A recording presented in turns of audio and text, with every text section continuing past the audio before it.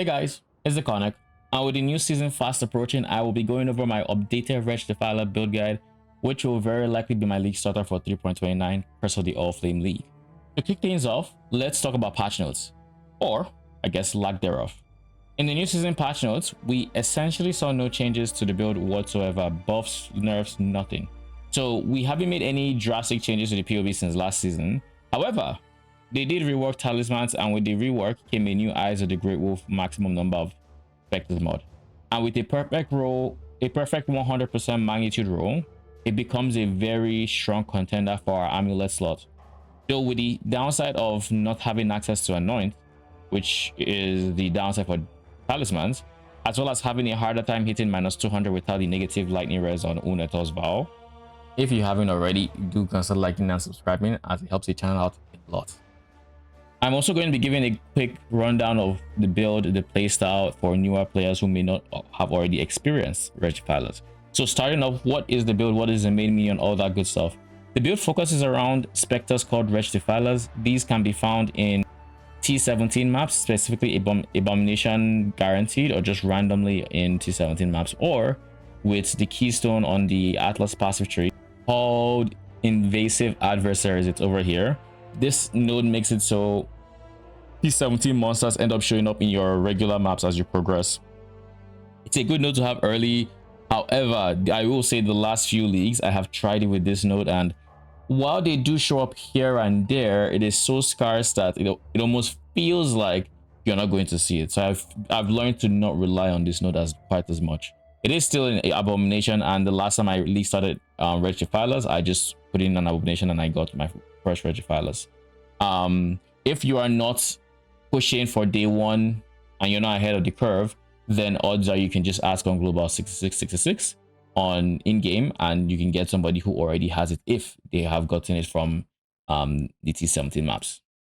Now, Wretched Defilers do base lightning damage, and because they do base lightning damage, we are going to be sealing that damage by running Doriani's Prototype. Doriani's Prototype is a chess piece that allows us to set the enemy's resistances, enemy's lightning resistance to our lightning resistance, to be specific. And this is big because we can now set our lightning resistance to -200%. That sets the enemy's lightning resistance to -200%, and that gives us an insane damage multiplier for our lightning damage. Now, if we have -200 lightning res, we are going to effectively kill ourselves. So we're going to have to solve how to take lightning damage, and the way we opt to do that is by converting all lightning damage taken to other elements. We achieve this by using a multitude of different sources. For one, we are going to be using a Glorious Vanity in the name of Jibakwa. That a number is less necessary, but like we need Jibakwa to start with, and then eventually you would want to pick specific Glorious Vanity number seeds that have good mods in this radius. Now, in order to find good timeless jewels, if you don't already know how to do it to PoB, I have a video that I will link in the description that can go walk you through that. But essentially, you want to find one that has physical damage reduction or max chaos res, etc. But the main reason we go for Glorious Vanity is because it gives us Divine Flesh when it's to Jibakwa. Divine Flesh gives us 50% of elemental damage taken to chaos damage. This solves 50% of the lightning damage that we're taking to lightning res to chaos damage now, or to chaos res instead. So that means now we have to worry about only 50% that is still unconverted. We convert the remaining 50% by a combination of Watcher's Eye. As you can see, the bottom mod says 20% of fire and lightning damage taken as cold damage.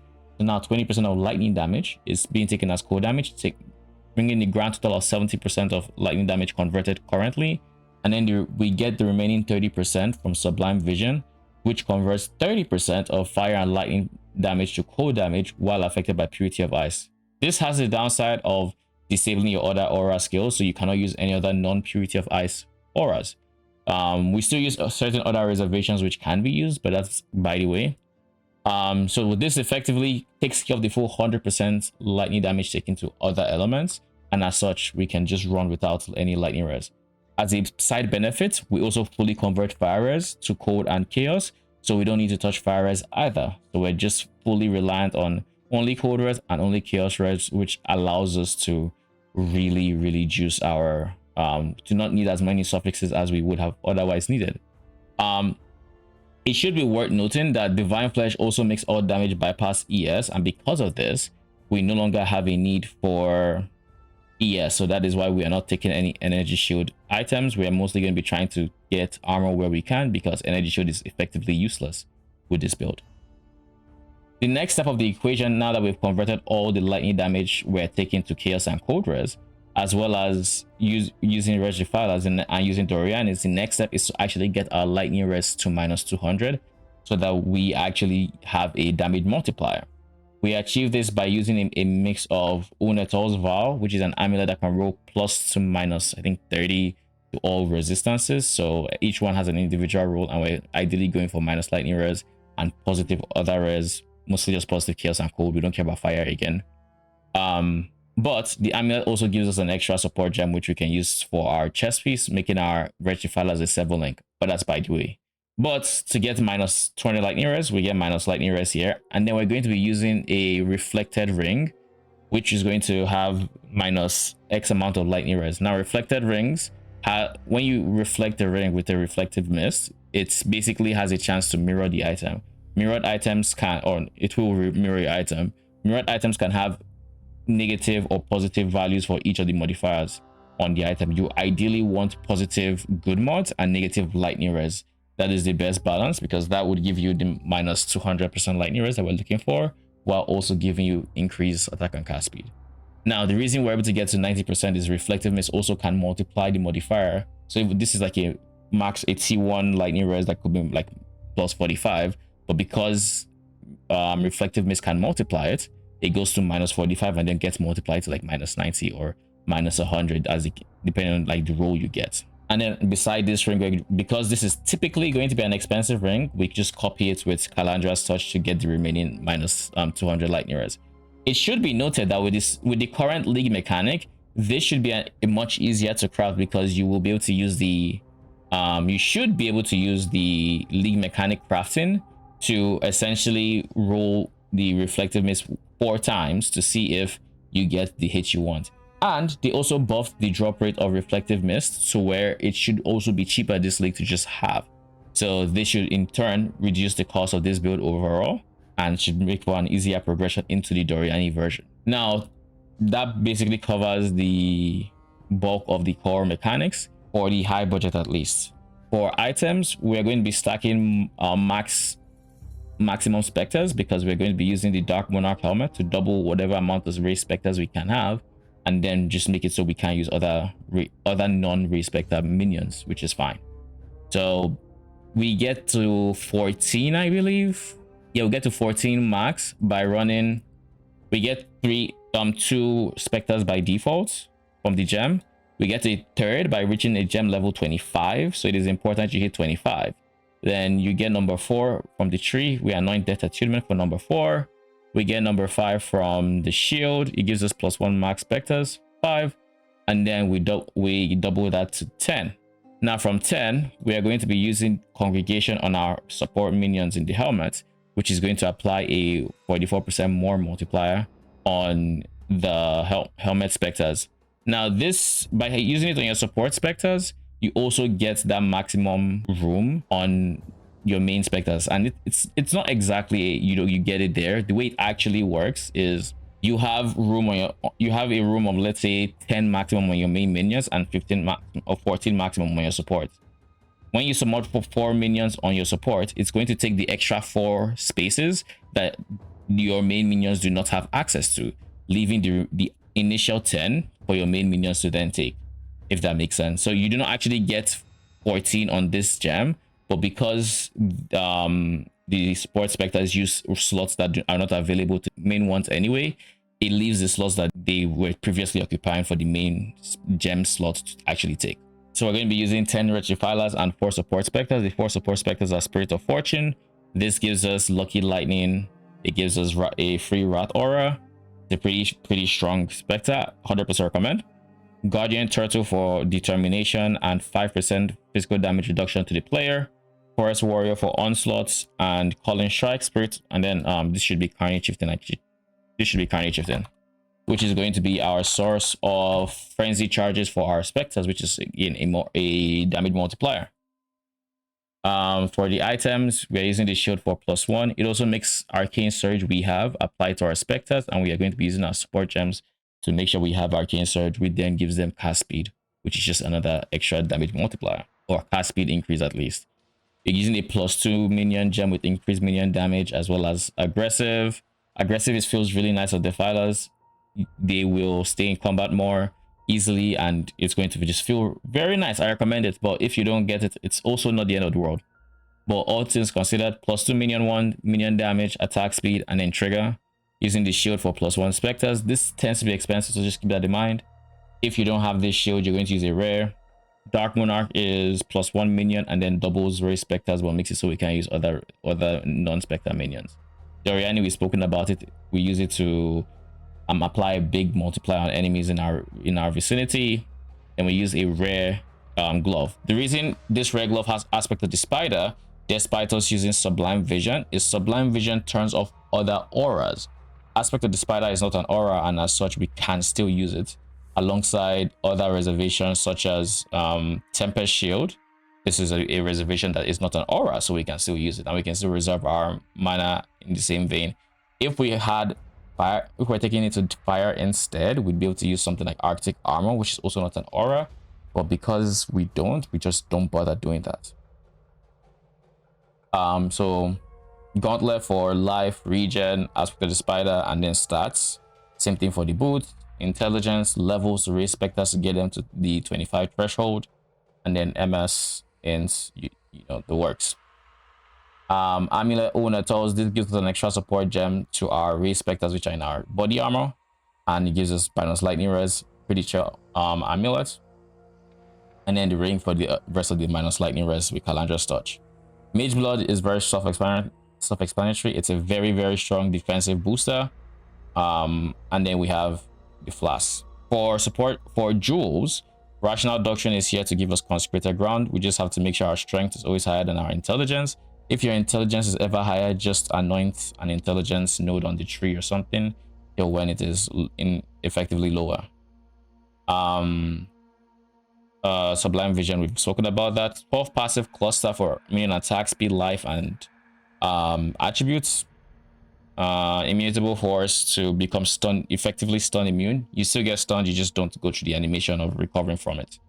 Watcher's Eye, we've spoken about the conversion mod, but we also have physical damage reduction while affected by determination, and we are going to be running determination, or we're going to be affected by determination because of our Spectre, the Guardian Turtle, allowing us to actually still benefit from this despite using Sublime Vision. Impossible Escape allows us to allocate mods in a vicinity that is not connected to the tree, and in this case we are allocating mods in this radius. The reason for that is it becomes efficient to take on extra physical damage reduction from these spots. And keep in mind, you don't need exactly this point. If let's say this is a bad node, you don't take this. If this is a good node, you can take this, etc. You have to be kind of smart about these nodes we have allocated to get the best bang for your buck, essentially. And then beyond that, we have the Glorious Vanity, we have a Megalomaniac. The Megalomaniac, you want to have Enduring Composure mandatorily. This is going to be our source of endurance charges. Alongside this, we can go with Dread March for more minion defenses, feels really nice. And then we're going to be using a small cluster jewel for maximum chaos res to just make ourselves even tankier, because we do take significant chaos damage because we convert half of our elemental damage to chaos via this. Aside that kind of covers this setup. We are going to be avoiding curses because, like we said, we set the enemy's lightning res to a specific value, so we no longer curse with elemental weakness or conductivity, but we do use mark, because marks still work. It's just to increase damage taken for the enemies from projectile hits. We still technically can use punishment as well, but this is more damage and applies split, which is also just more coverage around the rare enemy we mark. In our amulet, we have elemental focus to support our Wretched Defilers. We're using Pierce, Return Proj. Alternatively, you can use Chain, but with the less damage multiplier and Chain, and with the removal of Awakening Chain, I no longer really recommend going the Chain route and just settling for Pierce, Return Proj, even with the more eye answer. Like it's worse visibility, but it's really good damage, so we just tank the visibility.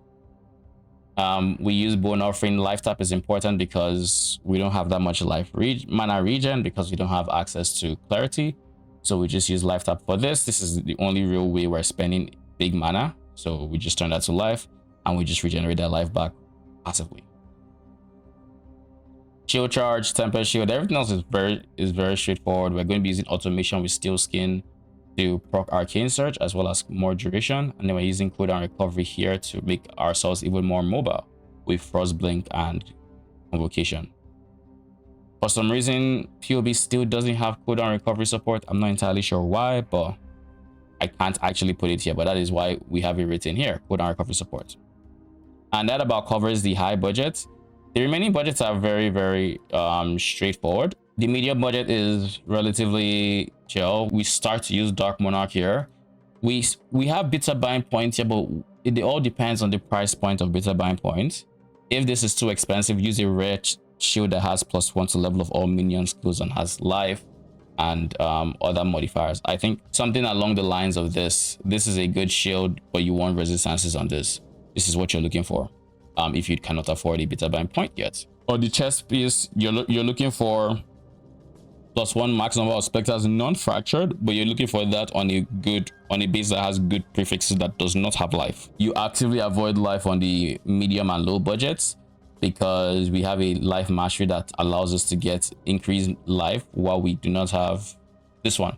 Increased life while there are no life modifiers on the equipped body armor, and as such we just focus on non-life modifiers on this chest piece alongside res and other stuff. So that's by the way. And then besides that, we have Jinx Juju for a defensive layer to make ourselves tanky. It's a cheap amulet, it's really good. And to level this build, there are 2 ways to do it. We can either use Frostbearers or we can use Wretched Defilers early.